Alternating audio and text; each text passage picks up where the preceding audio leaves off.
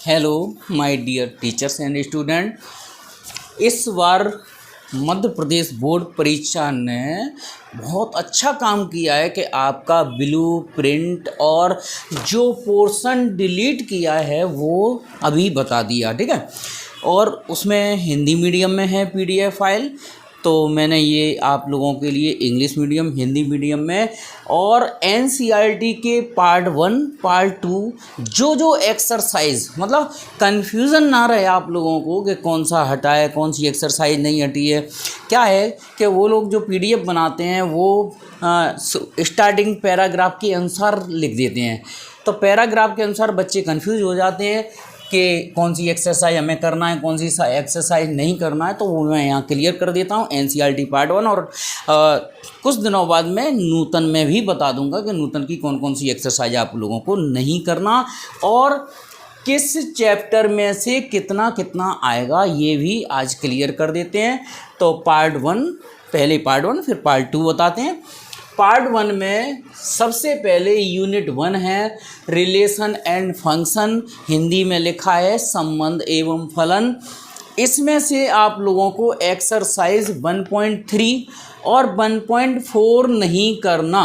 1.3 में कंपोजिट संयुक्त फलन है, वो फॉग वाले, गॉफ वाले, फॉप वाले, और 1.4 बाइनरी ऑपरेशन वाली है और 1.3 में आपको कौन कौन से सवाल मिलेंगे, कंपोजिशन वाले और इनवर्स माने संयुक्त फलन प्रतिलोम फलन वाले सवाल एक्सरसाइज 1.3 में है।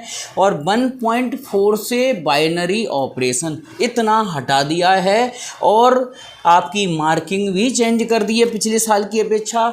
इसमें से पहली यूनिट में से 3 ऑब्जेक्टिव आएंगे, 1 1 1 माने 1 नंबर के 3 सवाल, चाहे वो ट्रू फॉल्स किसी में भी दे सकते हैं।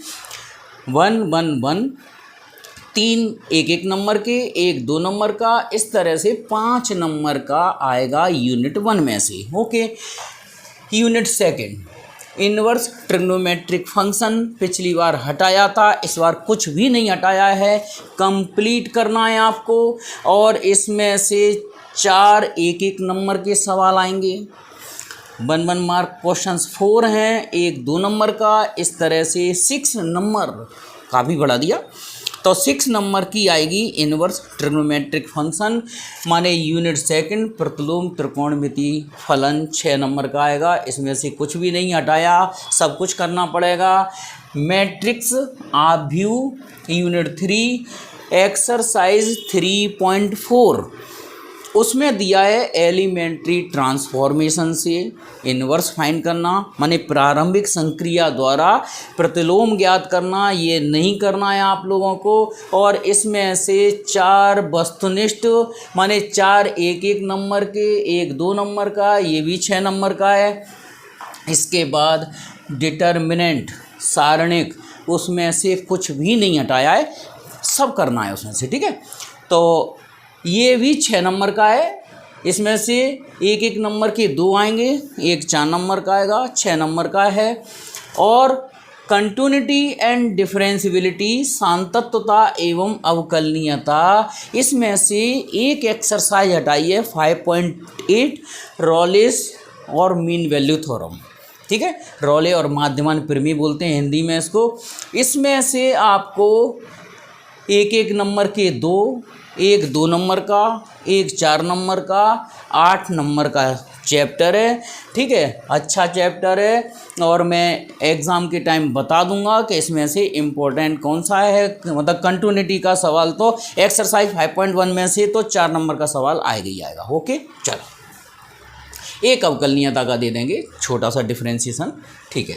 और 6 एप्लीकेशन ऑफ डेरिवेटिव अवकलज के अनुप्रयोग, इसमें से 6.3 तो देखो वहाँ पैराग्राफ में अलग तरीके से लिख देते हैं, कन्फ्यूज हो जाते हैं, तो आप लोग यहाँ करेक्शन कर लेना कि यहाँ ये जो मैं बता रहा हूँ बिल्कुल रिफाइंड है, तो आप लोगों को बिल्कुल कन्फ्यूजन खत्म हो जाएगा। एक्सरसाइज लिख दी है मैंने यहाँ, एक्सरसाइज 6.3 टेंजेंट और नॉर्मल स्पर्श रेखाएं एवं अविलंब वाली एक्सरसाइज नहीं करना, पूरी तरह से काट देना है।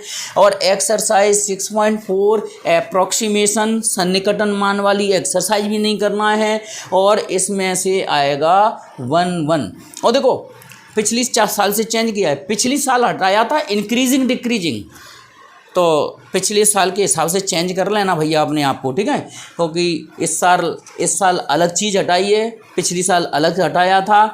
तो इस साल एक्सरसाइज 6.3 टेंजेंट और नॉर्मल हटा दिए, और एक्सरसाइज 6.4 एप्लीकेशन ऑफ डेरिवेटिव में से एक नंबर के 2 सवाल आएंगे, 2 नंबर के 2 सवाल आएंगे, इस तरह से 6 नंबर का ये आएगा। और कुल फर्स्ट पार्ट से 37 नंबर का है और सेकंड पार्ट से 43 नंबर का है। इस तरह से 80 नंबर का 80 नंबर का आएगा तुम्हारा सब्जेक्टिव, जिसमें से 32 नंबर के ऑब्जेक्टिव्स होंगे और बाकी के सब्जेक्टिव्स होंगे, और 20 नंबर असाइनमेंट स्कूल के द्वारा दिए जाएंगे। मतलब कुल मिला के ये क्लियर हो गया कि 2023 में जो आपका पेपर आएगा उस पेपर में 80 नंबर और हेलो हाँ जी NCERT पार्ट सेकंड, ठीक है। तो ये मैंने आप लोगों को पहले बता ही दिया, पार्ट 1 में 37 नंबर का था, किस चैप्टर में से क्या क्या हटाया। अब मैं बता रहा हूँ NCERT पार्ट सेकंड, मतलब NCERT भाग 2 से क्या क्या तुम्हें नहीं पढ़ना और कितने नंबर का इसमें से आएगा। यूनिट 7 इंटीग्रेशन, हिंदी में समाकलन बोलते हैं इसको। एक्सरसाइज 7.8 जिसमें लिमिट ऑफ सम्स योग सीमा विधि वाले सवाल हैं, वो नहीं करना, वो एक्सरसाइज नहीं करना। मैंने देखा है लगभग CBSE वाला सिलेबस कर दिया है, ठीक है। इसमें से सबसे बड़े मतलब सबसे ज़्यादा नंबर का आने वाला चैप्टर है ये 7। इसमें से 6 तो आएंगे क्या, मैचिंग फॉर्मूले अभी से याद कर लेना, 6 नंबर तुम्हारे पक्के हो जाएंगे। जो मैचिंग माने सूत्र दिए हैं समाकलन के, उन समाकलन के सूत्रों पे आधारित ही आपकी मैचिंग आती है, जोड़ी आती है 6 नंबर की, और आएगी 100%। और एक 2 नंबर का सवाल आएगा, एक 4 नंबर का सवाल आएगा, कुल मिला के 12 नंबर का हो गया। फिर आते हैं हम यूनिट 8 पर, application of integration. Application of integration समाकलन के अनुप्रयोग। इसमें से एक्सरसाइज 8.2 नहीं करना, जिसमें मतलब एक्सरसाइज 8.1 से आएगा आपका सवाल, ठीक है।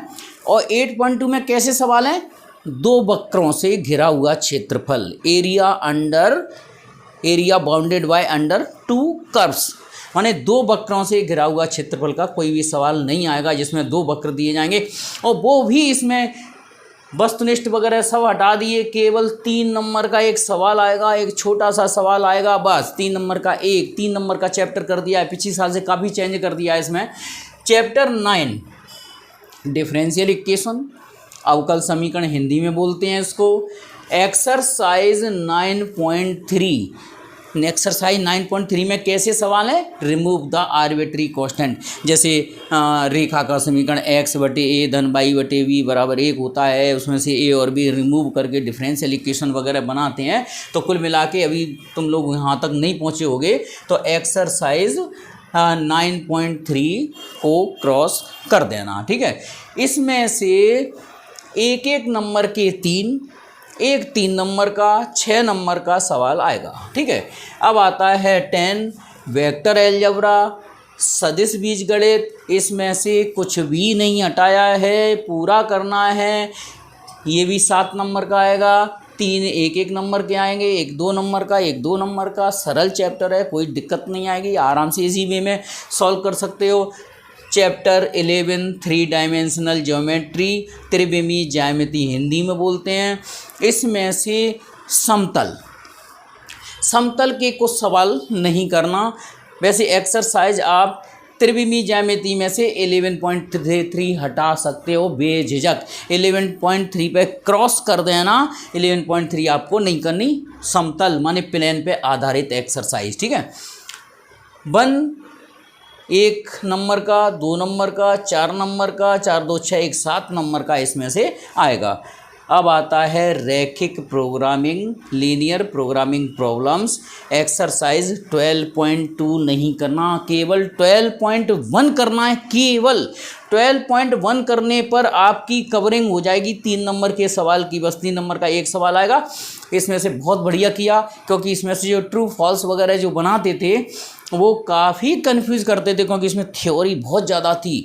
थ्योरी ज़्यादा होने की वजह से अधिकांश बच्चे जो 32 नंबर के ऑब्जेक्टिव्स आते थे उनमें गलतियां करते थे, खास तौर पे इनके सवालों में, ऑब्जेक्टिवों में, ठीक है। इनकी बस 1 नंबर के जो सवाल आते थे उनमें ट्रू फॉल्स वगैरह कुछ भी आता था तो उनमें गलतियां करके आते थे, फिल इन द ब्लैंक्स वगैरह प्रॉब्लम देता था। चलो जी, बहुत बढ़िया किया। 12वीं चैप्टर में से केवल 3 नंबर का आएगा। आपको 12.1 एक्सरसाइज करनी है और ज़्यादा नहीं करना। 13 प्रोबेबिलिटी, प्रायिकता, इसमें से थोड़ा बढ़ा दिया है। हालांकि 5 नंबर का ही रखा है, 2 बस 1 नंबर के आएंगे, 3 1 नंबर का सवाल आएगा। इसमें से केवल 13.5 हटाई है। फिर भी आप अगर 13.1 कर लेते हैं, 2 कर लेते हैं, 3 कर लेते हैं तो इसमें से एक क्वेश्चन आपको 100% मिल जाएगा। आपको वस्तुनिष्ठ भी मिल जाएगा 1 नंबर का।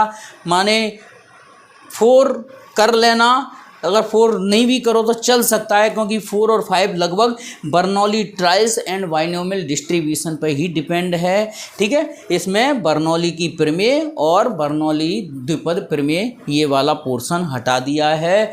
तो आपको 13.5 एक्सरसाइज में तो क्रॉस लगा ही देना, ओके। 13.5 एक्सरसाइज नहीं करना है। तो ये समझ में आ गया होगा। आप इसी पैटर्न के हिसाब से तैयारी करेंगे, पूरा पेपर आपका 100 नंबर का आएगा।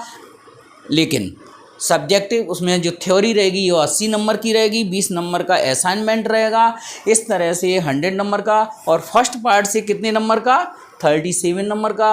सेकंड पार्ट एनसीईआरटी से 43 नंबर का। आपके एनसीईआरटी के प्रथम भाग में 6 चैप्टर हैं और दूसरे भाग में 7 चैप्टर हैं। टोटल 13 चैप्टर्स हो गए। तो 13 चैप्टर्स के मैंने ये क्लियर कर दिए। अब आपको कोई डाउट्स नहीं होना चाहिए कि किस चैप्टर में से क्या हटाए। ओके, बेस्ट ऑफ लक, तैयारी करिए। और इतना सिंपल सिलेबस कर दिया है, आप चाहेंगे तो 100 में से 100 नंबर ला सकते हैं। मेरी आशा तो यही है कि हर बच्चे के मिनिमम 99 नंबर आएँ और 100 तक पहुँचें। ठीक है, बेस्ट ऑफ लक।